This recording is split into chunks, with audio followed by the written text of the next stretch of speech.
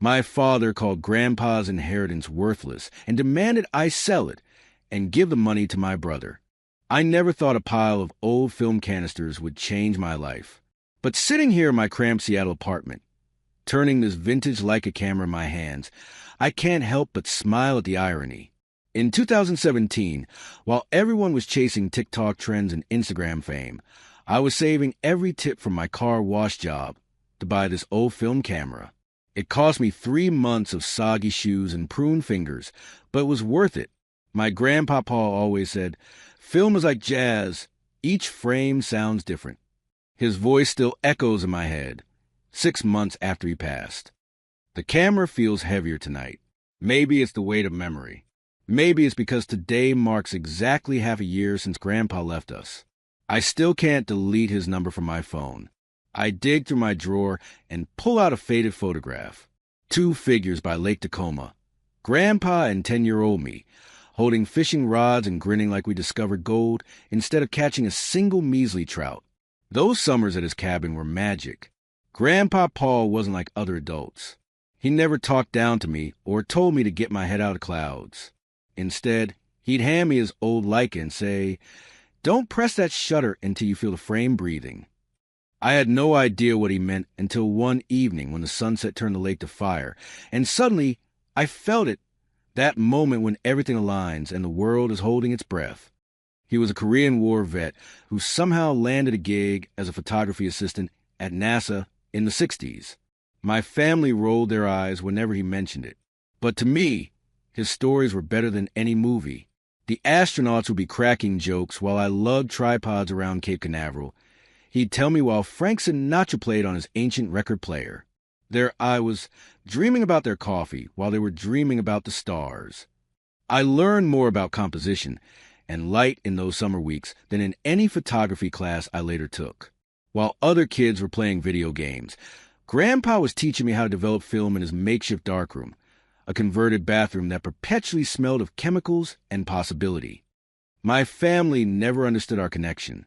My dad, the accountant with a spreadsheet for every penny, and my mom, obsessed with stability, poured everything into my older brother Jake, the golden child with Harvard law ambitions. They viewed my photography as an expensive hobby at best, a waste of time at worst. Jake wasn't any better.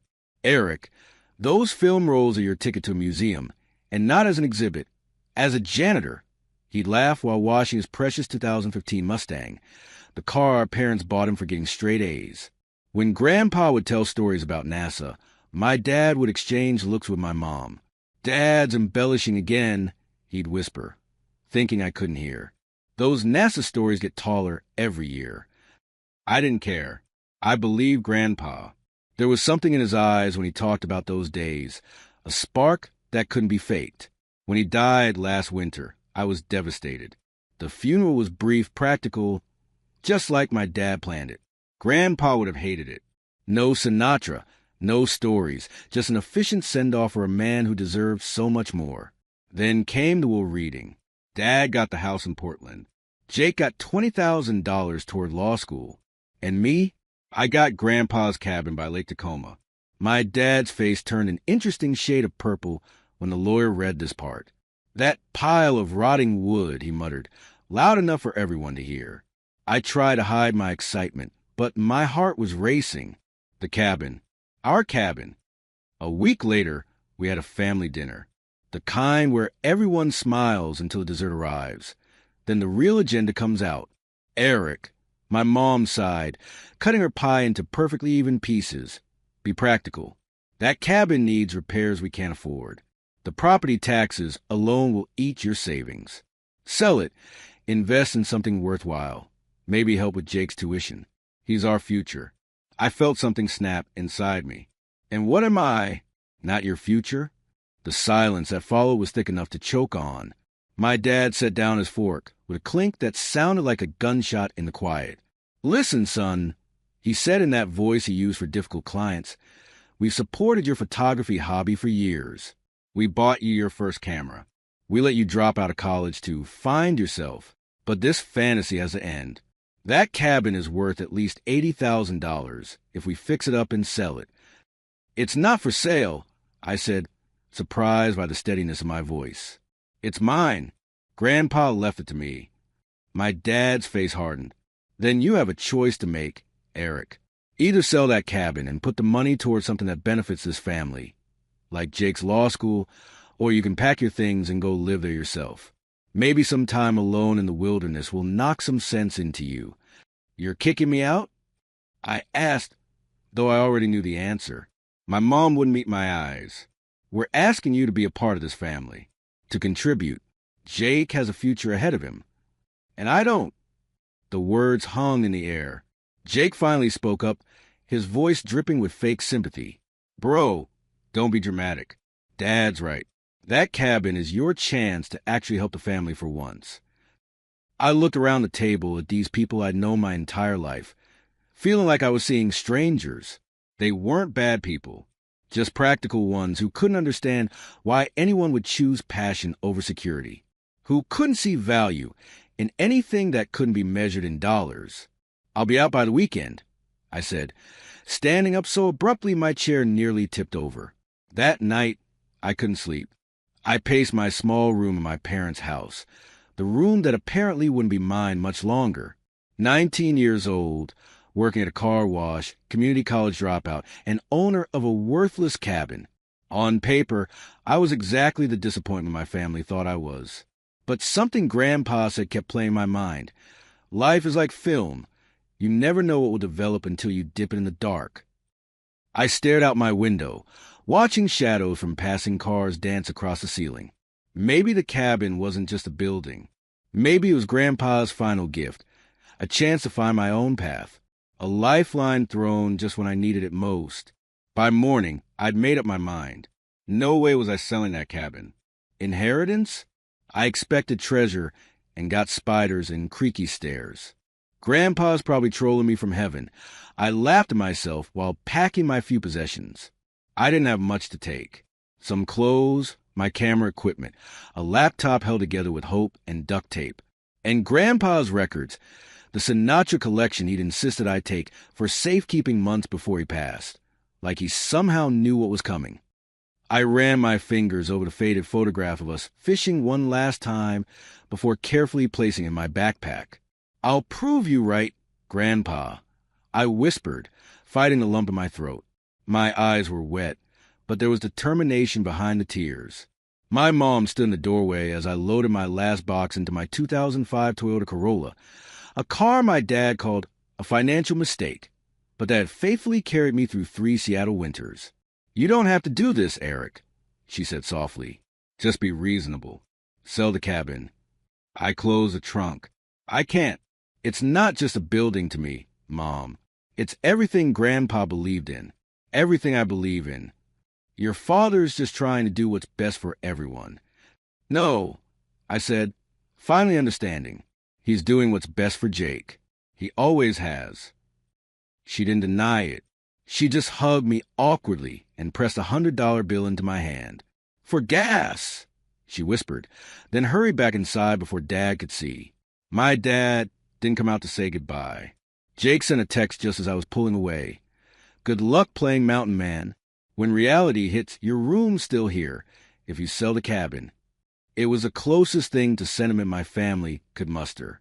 The engine coughed reluctantly to life, protesting like an old man woken from a nap. The cabin was a 3-hour drive from Seattle. I'd mapped the route, but realized I didn't need to. Some paths you just remember, no matter how long it's been. Grandpa's Sinatra record sat on the passenger seat. My camera equipment filled the back. A few pairs of jeans and some T-shirts were stuffed in a duffel bag in the trunk. It wasn't much to show for 19 years of life, but it felt like enough. As the city faded in my rearview mirror, replaced by evergreens and mountains, I felt something I hadn't in years: freedom. The kind that comes with having nothing to lose and everything to prove. If this is a disaster, I said the empty car, at least it's my disaster. The road stretched ahead, winding toward Lake Tacoma, toward the cabin, toward whatever waited for me there. I had no plan, no real skills beyond washing cars and taking pictures, and no idea what I'd find. But for the first time in my life, I was making my own choices. and that felt like the greatest inheritance Grandpa could have left me. The mountains grew large on the horizon as my Corolla struggled up the inclines. Seattle was long gone now, and with it, the weight of expectations I'd been carrying. Whatever waited at that cabin, even if it was just spiders and memories, it was mine to discover. I rolled down the window, letting the cool mountain air rush in. Somewhere in the distance, I could almost hear Grandpa's voice. The best photographs are the ones you haven't taken yet. I was heading toward an unknown future, guided only by the memory of a man who believed in me when no one else did. The road twisted ahead, leading to a place that everyone else thought worthless, but that might just hold the key to everything. By the time I reached Lake Tacoma, the sky had opened up. Just my luck. If this was a universe sending me a sign about my new life choices, it had a twisted sense of humor. If this is my fresh start, I definitely ordered a verge without the flood. I muttered, squinting to the windshield as my wipers fought a losing battle against the downpour. The narrow dirt road leading to Grandpa's cabin had turned to mud, and my poor Corolla protested with every bump and dip. When the cabin finally came into view through the curtain of rain, my heart did a strange little dance, part excitement, part terror. It looked smaller than I remembered. The wooden structure stood silhouetted against the darkening sky, its windows like empty eyes staring out at the lake. The porch sagged slightly on one side, and the steps leading up to it had seen better days. But it was there, solid, real, mine. I made a mad dash in the car to the porch, my duffel bag over my head, in a useless attempt to stay dry. The key stuck in the lock at first. Everything swells in the damn Pacific Northwest. But after some coaxing, the door swung open with a creak that sounded exactly like the opening of every horror movie ever made. The smell hit me first, pine, dust, and something else. Old books, maybe.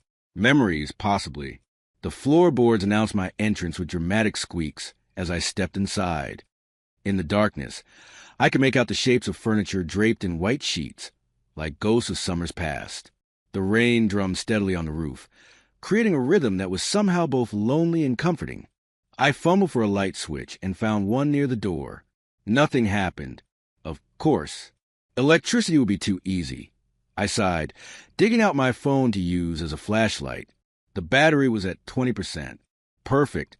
I moved cautiously through the cabin, pulling sheets off furniture to reveal Grandpa's old couch, a coffee table made from a split log, and his reading chair by the fireplace. Each item uncovered brought back a flood of memories. Hot chocolate on that couch, card games on that table, Grandpa in that chair, telling stories as the fire crackled. The kitchen was small but functional, with an ancient refrigerator that hummed like it was planning something sinister. The tap in the sink sputtered before producing a stream of rust-colored water that eventually ran clear. I had water at least, and when I checked the fuse box in the back room, I discovered the problem was just a trip breaker. One flip later, and the cabin reluctantly joined the 21st century with the buzz of electric lights. Home sweet home, I said to the empty room.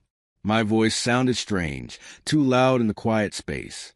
The storm outside showed no signs of letting up, so I set about making the place livable. I found drywood stacked neatly in a box beside the fireplace. Grandpa's last act of preparation, perhaps.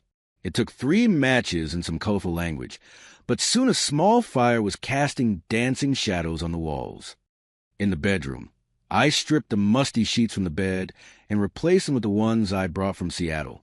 The mattress was lumpy in places I didn't remember, but it beat sleeping in the car or on the floor.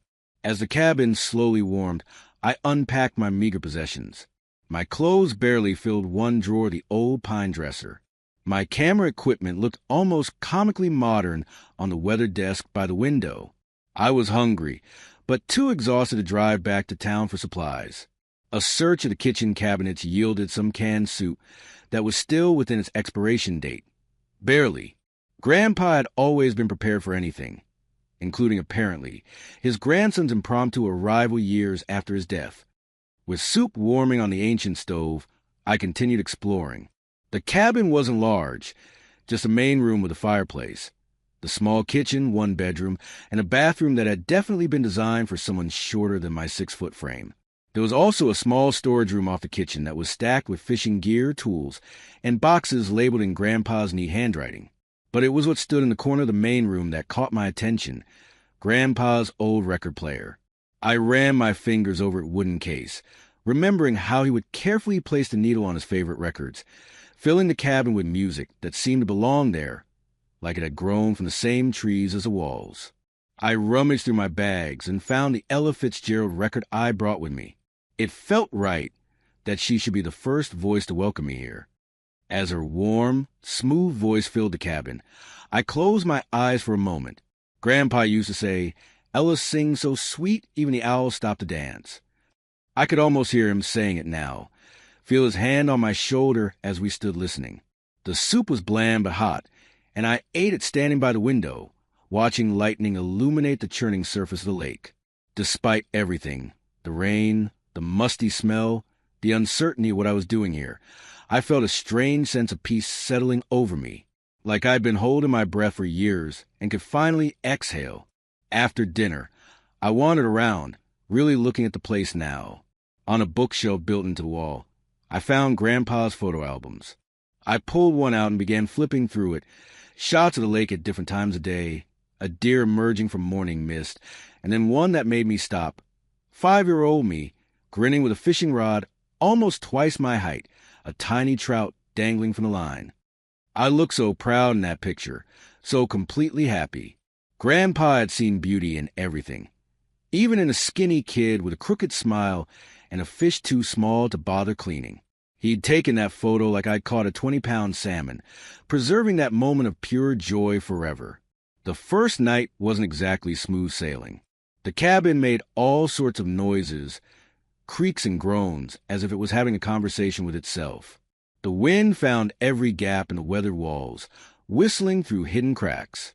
And then there was the wildlife. Day 1. Discovered a spider the size of a hamburger. I wrote in the notes app on my phone, starting a cabin journal. Day 2. Realized I'm not the owner here, just a tenant. Mr. Spider has seniority. That first week was a crash course in rustic living. I drove into town for supplies the morning after I arrived, stocking up on essentials: coffee, ramen, more coffee. The locals at the general store gave me curious looks, but were friendly enough when I explained I was Paul Henderson's grandson. "Old Paul's boy, huh?" said the man behind the counter, studying my face like he was trying to find my grandfather in my features. He was good people, always had a story and a smile. I spent my days cleaning, fixing what I could, and exploring the property. The cabin sat on 3 acres of land that sloped down to a private stretch of lakeshore. I found Grandpa's old rowboat pulled up under a stand of pines, covered with a tarp.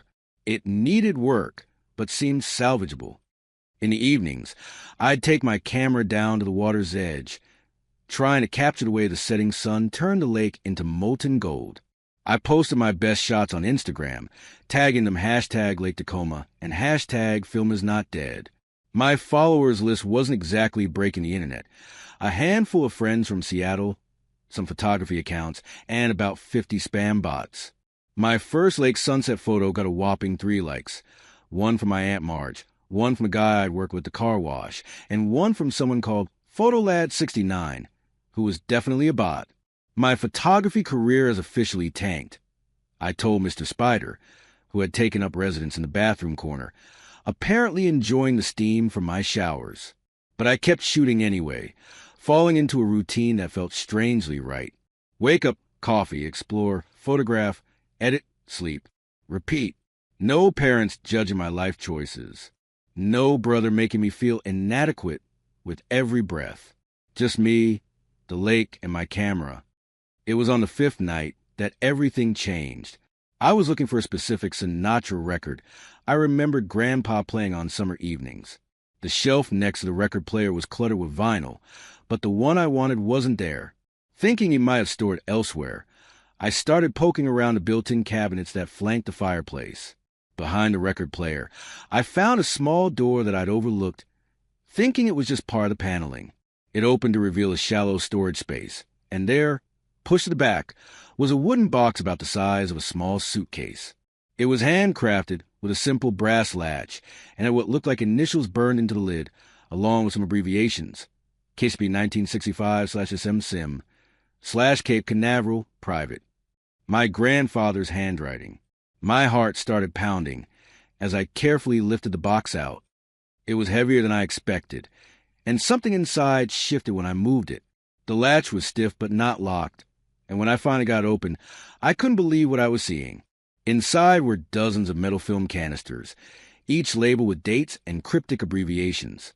They were wrapped in yellowed newspaper, and when I carefully unfolded one sheet, the headline jumped out at me: Kennedy vows moon landing by decade's end.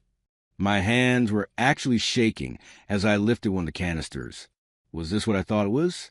Had Grandpa really been filming at NASA during the Apollo era, like he'd always claimed? Grandpa, I whispered to the empty cabin. Were you secretly filming aliens or something? I knew I needed to see what was on these films, but I had no idea how. The canisters contained what looked like 16 millimeters film. Ancient technology to someone who had grown up in the digital age. But if Grandpa had kept the film, maybe he'd kept a way to view it too. The storage room yielded nothing, nor did the bedroom closet. I was about to give up when I remembered the small attic space accessible from a hatch in the bathroom ceiling. I'd ignored it during my initial exploration, assuming it held nothing but insulation and possibly rabid raccoons. Standing precariously on the edge of the bathtub, I pushed the hatch open and hoisted myself up, my phone flashlight clenched between my teeth. The space was cramped, dusty, and full of exactly what you'd expect: old suitcases, Christmas decorations, a broken fishing rod, and then, in the corner, a large case covered in a sheet. When I pulled the sheet away, I found what I was looking for: an old Bell and Howell film projector, complete with reels and a take-up spool. It looked like it belonged in a museum, covered in a thick layer of dust, but when I carefully carried it downstairs and plugged it in, a small light glowed red. The machine hummed to life.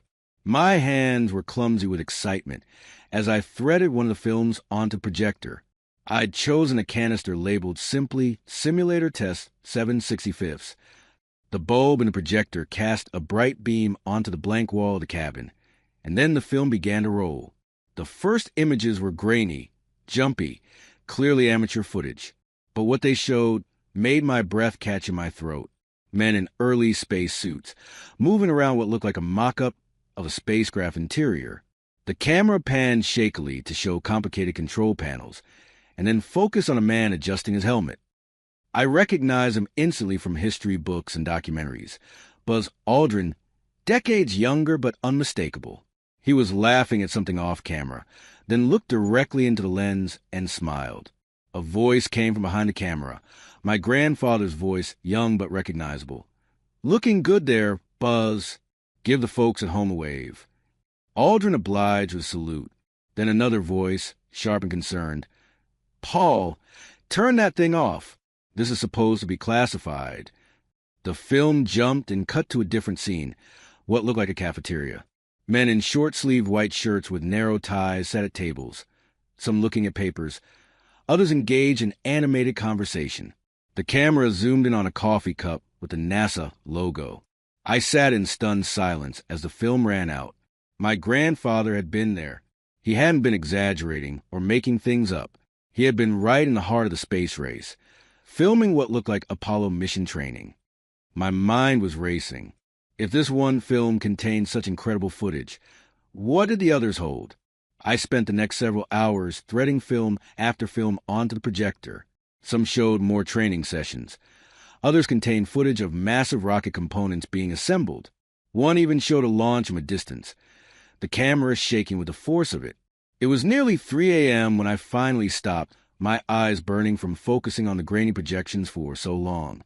I needed to document this, to share it somehow. These weren't just family mementos. This was history, forgotten in a cabin by a lake. My laptop was old and slow, but it had a decent camera. I set it up to record a projection of what seemed to be the clearest footage, the clip of Buzz Aldrin in the simulator. When I had a digital version, I uploaded a short 15-second clip to Instagram with a caption: "My grandfather apparently filmed something for NASA. Anyone know what this is? Hashtag NASA history, hashtag Apollo, hashtag vintage footage." I didn't expect much, maybe a few comments from space enthusiasts. I closed my laptop, finally crawled into bed, and fell into exhausted sleep, dreams full of rockets and astronauts and my grandfather's voice. The buzzing of my phone woke me up. Sunlight was streaming through the curtainless windows, and for a moment, I couldn't remember where I was. Then it all came flooding back. The cabin, the films, the late-night discovery. I grabbed my phone to check the time and saw that it was flooded with notifications. My Instagram post had exploded overnight. 70,000 views, thousands of likes, hundreds of comments. Dude, that's Apollo training footage. Is that Buzz Aldrin? For real? Where did you find this? This is incredible. NASA needs to see this historical gold mine. I sat up in bed, suddenly wide awake. My posts had been shared across multiple platforms, picked up by space enthusiast groups, historical archives, and even a few news outlets. My DMs were full of messages asking for more information, requesting interviews, or offering by the footage outright. I'd expected maybe 100 views, not to go viral overnight. I stared at my phone, watching as the notification count continued to climb. What had I done? What was I supposed to do now? I thought the best thing about this cabin was the lake view, I said aloud to the empty room. Turns out Grandpa left me a ticket to the stars. I remembered something he used to say when we developed photos in his makeshift darkroom. A photograph is a moment you rescue from being forgotten. Looking at the wooden box of film canisters sitting on the cabin floor, I realized he hadn't just rescued moments. He'd rescued an entire era. My email pinged, then pinged again, and again. Overnight, my inbox had transformed from a wasteland of promotional emails to a flood of inquiries. The NASA History Office wanted to verify the footage. A curator from the Smithsonian was asking for a phone call.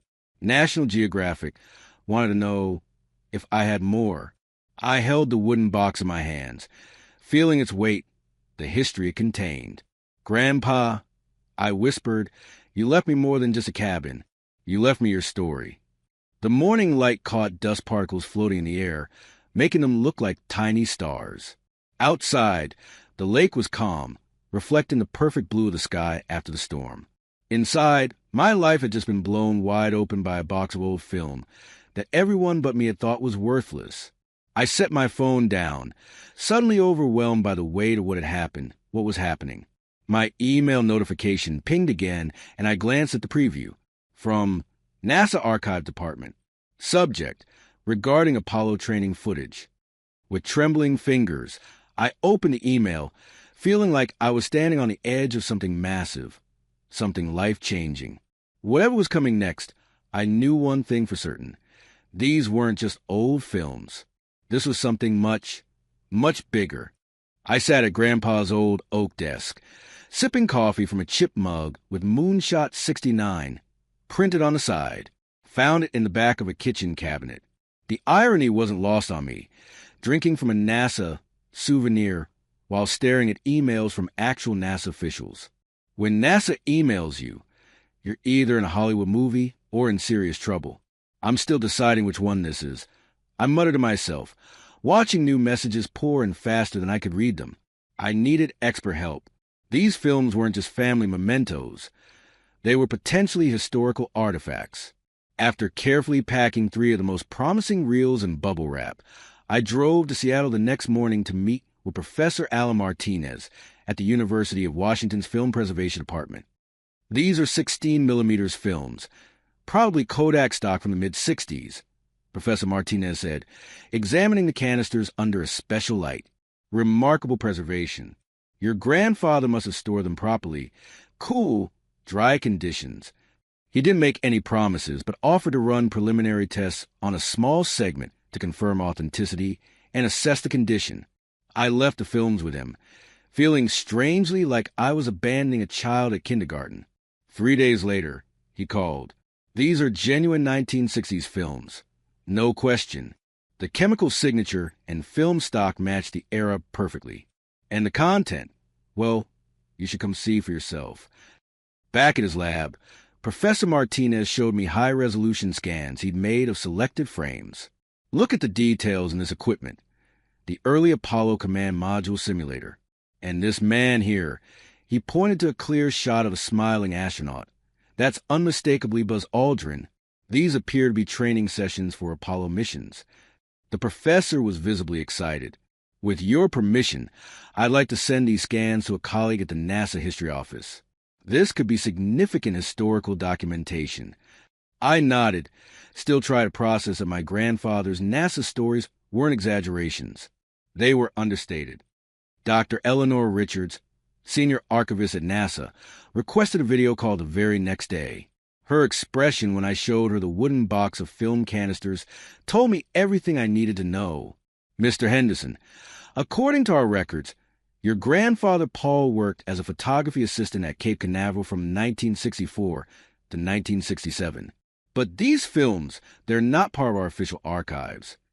She explained that most photography at NASA facilities was strictly controlled. Official photographers documented test flights, press conferences, and formal training. But what I had found was different.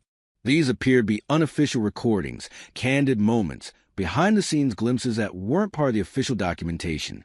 Some of this may have even been classified at the time. So my grandfather was, what? Breaking rules. I asked, unsure how to feel about this revelation. Let's say he was preserving history that might otherwise have been lost. Dr. Richards replied diplomatically. Many of the casual moments, the human side of the space program, weren't captured in official documentation. She requested permission to send a preservation specialist to examine all the films. This wasn't just about Grandpa anymore. This was about American history. The specialist, Dr. Tamarchin, arrived 3 days later with equipment that made my laptop look like a children's toy. As she carefully examined each film canister, she explained the preservation process, how they would digitize everything without damaging the originals. Your grandfather had an incredible eye, she commented, viewing segments through a portable scanner. Most technical photographers just documented equipment. He captured people, their expressions, their humanity. We spent a week going through every film. Each canister revealed new treasures, astronauts joking during training breaks, engineers puzzling over equipment, the controlled chaos of Cape Canaveral in the height of the space race. One film showed a cafeteria scene, astronauts and engineers sharing coffee, unaware of the camera. My grandfather's voice, soft but clear, July 5th, 1965. The men who will touch the moon eating Tuesday's meatloaf. Dr. Chin carefully cataloged everything, creating a preliminary archive with dates, people identified, and technical notes. The intimate glimpse into America's greatest technological achievement was unprecedented. These weren't staged publicity shots. They were authentic moments caught by someone with insider access and a photographer's instinct. NASA would like to formally request permission to include these in our historical archives, Dr. Richards said during our next video call. With full credit to your grandfather, of course, these films fill gaps in our visual history of the Apollo program. It felt right to share Grandpa's work with the world. But I was surprised when Dr. Richards mentioned that other organizations had expressed interest after seeing the initial assessments. The Smithsonian Air and Space Museum is particularly interested, and National Geographic has reached out about a potential documentary. I nearly dropped my coffee. National Geographic? Seriously, things accelerated from there. The university's legal department helped me navigate the sudden interest in Grandpa's films. Within 2 weeks, I was in discussions with National Geographic about a documentary feature. They wanted not just the films, but the story behind them, my grandfather's work and how I discovered them. Their initial offer stunned me. For $100,000 for exclusive rights to the footage and my participation as a consultant, more money than I'd ever imagined having. I found myself with business cards, contracts to review, and conversations about rights and historical significance. The cabin became a temporary headquarters, with preservation specialists carefully working through each film reel. The first article about the discovery appeared in a small Seattle newspaper, then a larger piece in a national science publication. A week later, a small feature on a history website went viral when space enthusiasts began sharing it across social media. My Instagram following exploded overnight, from a few hundred friends to thousands of space and history buffs. My phone needed constant charging from the notifications. Through it all, I kept thinking about Grandpa. What would he make of all this attention? He was never one for the spotlight. His joy came from capturing moments, not being in them. As the National Geographic deal moved toward finalization, I decided to use some of my newfound resources to honor his legacy properly. I upgraded my camera equipment and enrolled in online cinematography courses through NYU.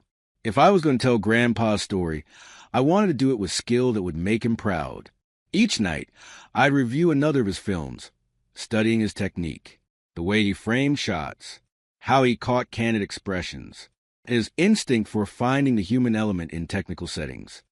The camera sees the truth, but you have to tell it. He'd written on the back of an old photograph. Those words became my mantra as I prepared for my first major interview, a popular photography podcast that wanted to discuss the technical aspects of preserving vintage film. The podcast led to more attention, a local TV station, then a regional news program. Each time, I focused on Grandpa's work rather than myself, the history he preserved, the moments he captured. When CNN called about featuring the story on their weekend program, I assumed it was a prank. But the producer was persistent, explaining they wanted to highlight American artifacts with unexpected historical significance. The night before the CNN interview, I found myself pacing the cabin, second-guessing everything. What did I know about being on national television? I was a car-wash dropout living in a cabin, not a media personality. But when the cameras started rolling in the Seattle studio the next day, talking about Grandpa and his work came naturally. Words flowed as I described finding the footage, the thrill of seeing those forgotten moments come to life. "What do you think your grandfather would say about all this attention?" the host asked. I smiled, thinking of Grandpa's quiet humility. He'd probably be embarrassed by the fuss. He never saw himself as important, just someone lucky enough to witness important events. "And where were these historic films all this time?" the host pressed. Without thinking, I replied, "Just sitting behind his record player, like Indiana Jones's Lost Ark." The line got a laugh from the crew, and later, when the segment aired, it went viral in its own right.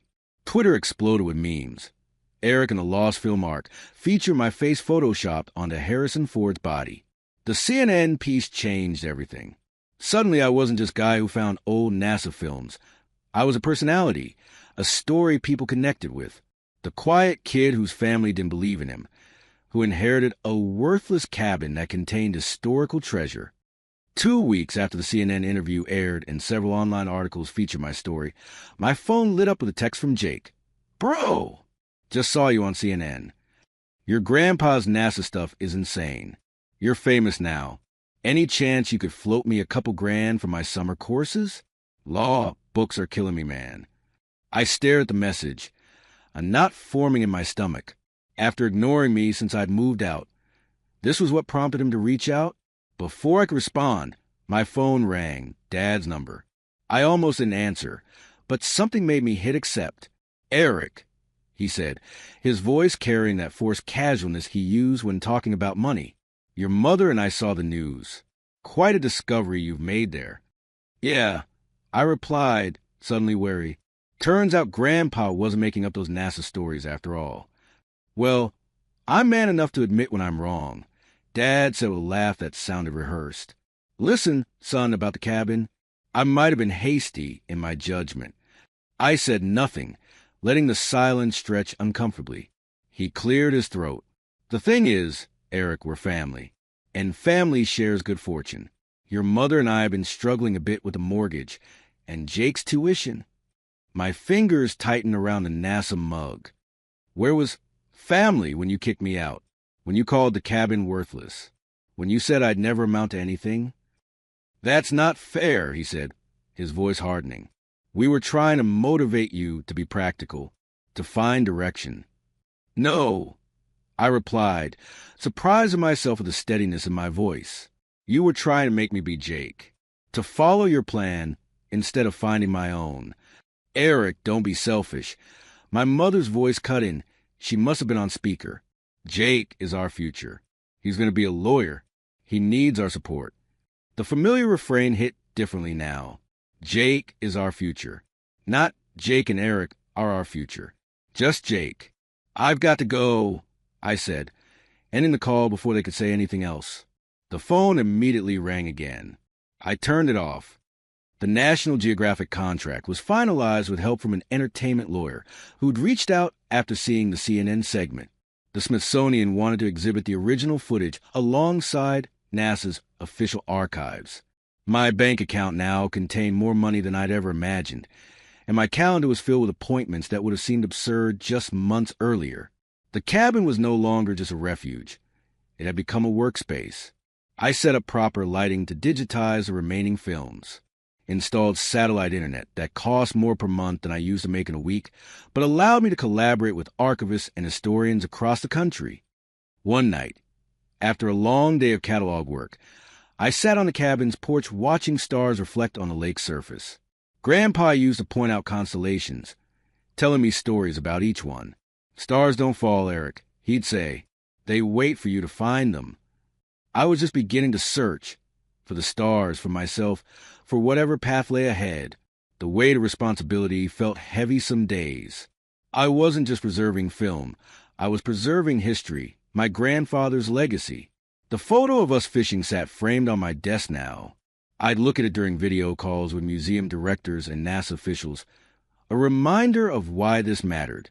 This is for you, I'd whisper to his smiling image when imposter syndrome threatened to overwhelm me. 4 months after finding the films, I received an official invitation from the Smithsonian Air and Space Museum. They were planning an exhibition, Hidden Moments, the Unseen Apollo, featuring Grandpa's footage as a centerpiece. They wanted me to attend the opening as a guest of honor. Me, guest of honor, at the Smithsonian.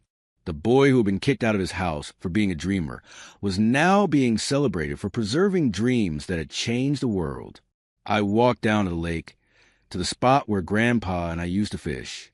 The invitation clutched in my hand felt impossibly heavy, impossibly significant. I'm just getting started, aren't I? I said to the memory of him. The ripples on the water seemed to nod in agreement. The next day, I drove into the city and bought my first suit. Nothing fancy, just something that fit properly and wouldn't embarrass me in front of astronauts and museum directors. Standing in the fitting room, staring at my reflection, I barely recognized myself. Not because of the suit, because of the confidence in my eyes that hadn't been there before, the purpose in my stance. As I drove back to the cabin, I thought about the journey ahead. I was ready for the exhibition, ready to share Grandpa's legacy with the world. But was the world ready for the full story?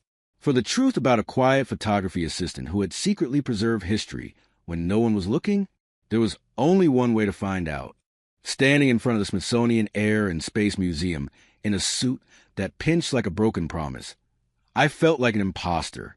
My reflection in the glass door showed someone I barely recognized.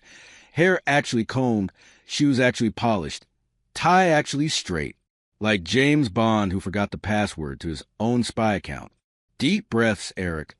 I muttered to myself. They're just astronauts and NASA legends. No pressure. The exhibition, Echoes of Apollo, was opening tonight with a private reception for museum donors, former NASA personnel, and one very nervous former car wash attendant. Me. Inside, the exhibition space took my breath away. They'd transformed the gallery into a journey through the Apollo era, with my grandfather's footage as the emotional heart of the display. Large screens showed carefully restored clips, astronauts laughing during training, engineers huddled over equipment, the human side of the greatest technological achievement in human history. And there, on the central wall, a massive photograph of my grandfather, camera in hand, standing beside a Saturn V rocket component. His shy smile looked down on everything, as if embarrassed by the attention, but secretly pleased. The curator had found that photo in NASA's archives and made it the centerpiece of the biographical section about the forgotten chronicler of Apollo. When they played the audio clips we restored from some of Grandpa's reels, I nearly lost it, his voice echoing through the gallery. This isn't just about reaching the moon. This is about touching a dream. People stopped in their tracks to listen. Some of the older guests, former NASA employees, nodded in recognition. One elderly engineer approached me with misty eyes.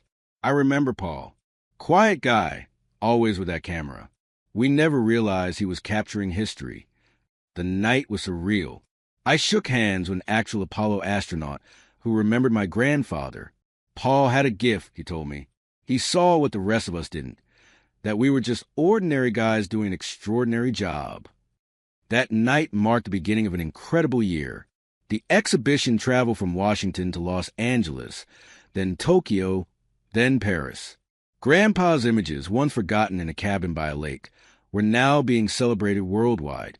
National Geographic's documentary, The Forgotten Lands, Paul Henderson's NASA, premiered 6 months after the Smithsonian exhibition. I watched it in a packed theater, still unable to believe that the nervous kid talking on screen about finding film canisters was actually me. When it was nominated for an Emmy in the documentary category, my phone exploded with congratulations from people I'd never met but who felt connected to the story. A story that began with a worthless inheritance and a stubborn grandson who refused to sell. The money from a National Geographic deal and subsequent licensing agreements changed everything. And nothing. I could have bought a penthouse in Seattle or a sports car to rival Jake's precious Mustang. Instead, I poured most of it back into preserving Grandpa's legacy. The cabin underwent a careful restoration, maintaining its rustic character while adding modern comforts. The creaky porch was rebuilt with the original wood, the patchy roof replaced, the leaky windows sealed. But I kept the old record player exactly as it was, positioned by the fireplace where it had always been. The back room became a professional darkroom and film studio, equipped with both vintage and modern cameras. Not just a home, I told my first official visitor, my personal launch pad. That visitor was Amanda Mitchell, curator of the Retrospective Photography Museum in Seattle. We'd met at the Smithsonian opening, bonding over our shared love of analog photography in a digital world. Photography is a way to stop time, she'd said, quoting Ansel Adams while examining one of Grandpa's prints. Then I've stopped 1965, I'd replied, making her laugh. Our first real date was coffee at a tiny shop near Pike Place Market. For hours of conversation about film grain, darkroom techniques, and dreams we'd never shared with practical-minded people. When she said, "You're the first person I've met who loves film more than Wi-Fi," I knew I was in trouble. 6 months into dating, we began collaborating on a photography book highlighting both Grandpa's NASA work and my own emerging portfolio. We called it Light Echo, like astronomical light echoes, where light from the past continues to illuminate the present. Working together, we discovered more about Grandpa's technique, his eye for composition, the way he captured human moments amid technological backdrops.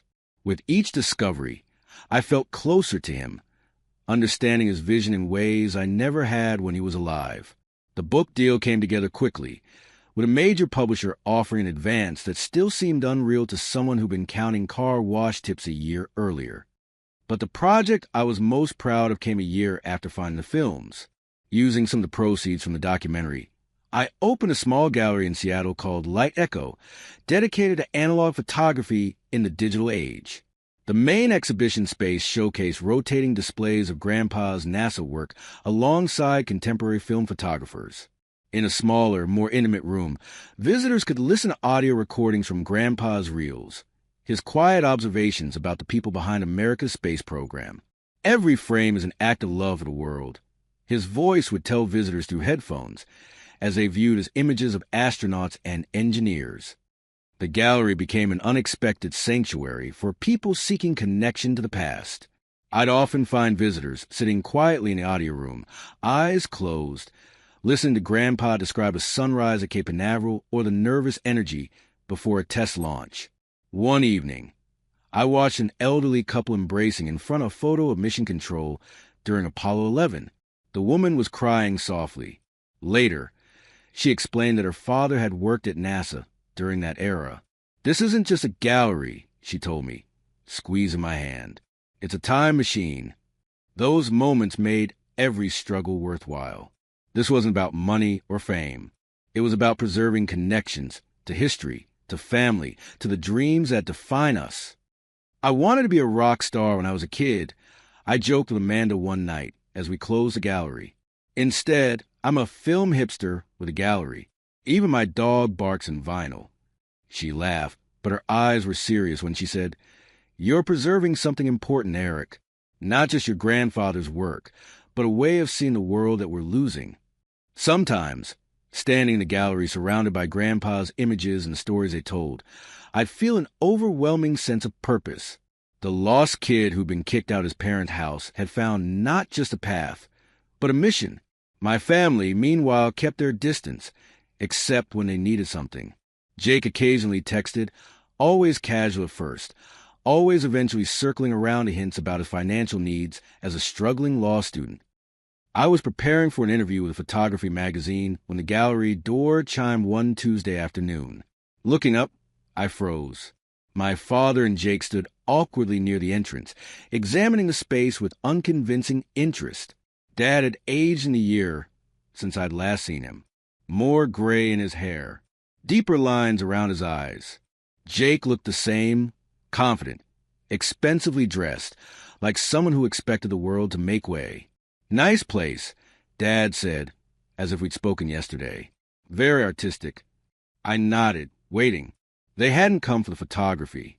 Jake broke first. "Dude, this is legit impressive. The Emmy nomination? The book deal? You're crushing it." Their small talk lasted exactly 5 minutes before my father cleared his throat and got to the point. "Eric, we need to talk about family matters. Your mother and I, we've hit some financial rough patches. The mortgage is underwater, and with Jake's law school expenses. You're swimming in it now, right?" Jake added with a forced laugh. "I mean, National Geographic, the book, this place. You must be loaded." I felt my heart constrict. A familiar tightness formed in my chest. Part of me had been expecting this visit since the documentary aired. Another part had hoped they'd surprise me with genuine pride instead of opportunism. "Eric," my father continued, his voice taking on the tone he used when closing business deals, "family helps family. That's what your grandfather would have wanted." My grandfather. They were invoking him now. The man whose stories they dismissed, whose legacy they'd valued at zero until it came with dollar signs attached. I held an old film canister in my hand. I'd been showing it to visitors earlier, explaining how these humble metal containers had preserved history. Now I turned it slowly, feeling its weight, remembering Grandpa's words. "Light captured on film is truth, but truth can sometimes cut." They were watching me expectantly, waiting for me to open my wallet as easily as they closed their door on me. I looked past them to a large photograph on the wall, Grandpa and me fishing at the lake, both grinning at some forgotten joke. I'd done everything I could to honor his memory, to make him proud. But what would he say about this moment? "Family is like photographic paper," I said quietly, more to myself than to them. "You develop it and find both shadows and light." Jake shifted uncomfortably. Dad maintained his business smile, though it was fraying at the edges. "Eric," Jake finally said, his voice dropping its practiced confidence. "I didn't get it before. I'm sorry." Dad nodded. "We're your family. Whatever happened, we need your help now." I studied their faces. A mixture of shame and hope, genuine need and calculated approach. The hardest photographs to take, Grandpa once told me, are the ones where you can see both a person's strength and vulnerability in the same frame. "I forgive you," I said after a long moment. "Not for you, for myself. I can't move forward carrying resentment." Their expressions brightened, but I wasn't finished. "But this legacy, these films, this gallery, they're not yours. They never were. You didn't believe in Grandpa's stories. You didn't believe in me. This isn't your story to profit from." I pulled 2 tickets from my desk. "These are for the gallery's anniversary event next month. Come see what Grandpa left to the world, what he left to me. Then we can talk about family." Amanda, who had been quietly working in the back office, appeared in the doorway. She gave my hand a gentle squeeze. "You did the right thing," she whispered as my father and brother left, tickets in hand, expressions unreadable. That evening, I drove back to the cabin, my mind replaying the encounter. The confrontation I both dreaded and needed had finally happened. not with shouting or drama, but with a quiet clarity that surprised even me. At the lake, I sat on the dock with Grandpa's old Leica, capturing the sunset on film the way he'd taught me. The water was perfectly still, reflecting the sky's orange and purple like a mirror.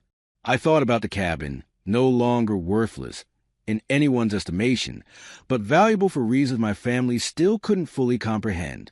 Not because of the money it had brought, but because of the memories it held, the legacy it preserved. The cabin was never just boards and nails, I said to the fading light. It was memory made physical, a vessel for something more important. Later, in the cabin's darkroom, I developed the sunset photos alongside a final shot I'd taken. A self-portrait reflected in the lake water, Leica visible in my hands, the cabin silhouetted behind me. As the image emerged in the chemical bath, I saw something my grandfather would have appreciated, the continuity of his story into mine. The kid who'd been kicked out for dreaming had become a man who preserved dreams. "I've become part of your story, Grandpa," I whispered to the darkened room, "and you're forever part of mine." In the main room, I set Sinatra's My Way on the record player, the same album Grandpa played on summer evenings. As the music filled the space that had changed my life, I smiled at the thought of him watching. "If Grandpa's looking down right now," I said to Amanda when she called to check on me, "he's definitely yelling, 'Eric, hold the focus, not the tissues.'" She laughed, understanding perfectly why humor and emotion were so intertwined in this moment. After we hung up, I sat on the porch, watching stars emerge above the lake. Another thing Grandpa taught me: photographs aren't the only way to capture light. Sometimes you just need to sit still and let it find you. Life, I was learning, is like film photography. Every frame matters, but you choose which ones to develop, which moments define your story. My family had focused on only one narrow version of success. Grandpa had shown me how to widen the frame, to capture something more meaningful. As Sinatra sang about "Do It His Way," I felt a profound peace settle over me.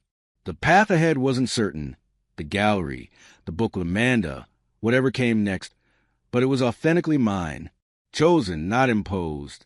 "We did it, Grandpa," I said to the night sky. Together, the stars twinkled in response, like distant flashbulbs capturing the moment. In photography and in life, endings are just another type of beginning, the exposure complete, but the story continuing beyond the frame. And in that moment, sitting on the porch at cabin once deemed worthless, surrounded by memories made precious through time and perspective, I understood what my grandfather had been trying to tell me all along. The most valuable inheritances can't be measured in dollars. They're measured in the light they bring to the darkness, and the truth they reveal when properly developed.